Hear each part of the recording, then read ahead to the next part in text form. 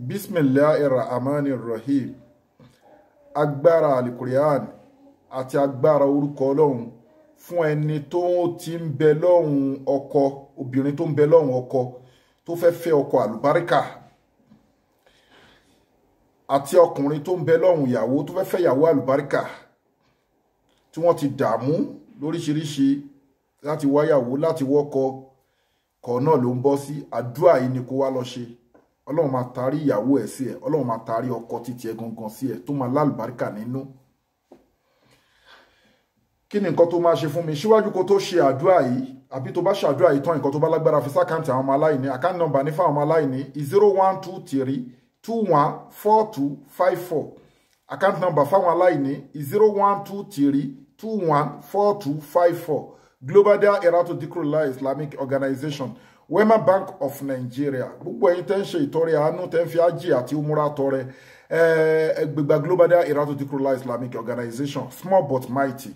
So fún obìnrin tó ń bẹ lọ́hùn ọkọ àlùbáríkà àti ọkùnrin tó ń bẹ lọ́hùn ìyàwó àlùbáríkà, kí ni nǹkan tó máa ṣe? Ọjọ́ Friday ló máa bẹ̀rẹ̀ ètò àdúrà yìí.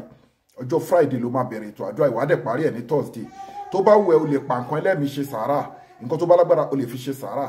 Àdúrà yìí la fẹ́ sọ náà, á tún ìsọ àwọn ètò mi bá tún ṣe ń lò bí sínú láì nǹkan tá a ti lò tá a bá bẹ̀ ni. Ọlọ́run á jẹ́ kó bẹ́yìn náà lára mu, torí innal izzata lillahi jami'an, gbogbo agbára pátápátá Ọlọ́run ọba ló ní o. So tó bá ti kírun Maghrib tán, àbò kí ìṣá ìtàn, ṣáàjẹ́ kó jẹ́ ọjọ́ Friday, àbò kírun aago 4 tán, wá jókòó kó dàníyàn ìyàwó ló ń fẹ́ o, ọkọ ló ń fẹ́ o, alálùbáríkà tó dáa kíníkan.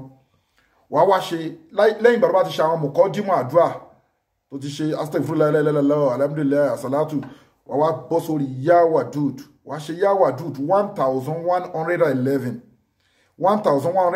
yawadud ló máa ṣe. Wàá wá ka suratul insan, that is ata alal insan inu minan dari. So Quran chapter 76 wàá kà lẹ́ẹ̀méje. So mama jẹ́ yawadud 1111.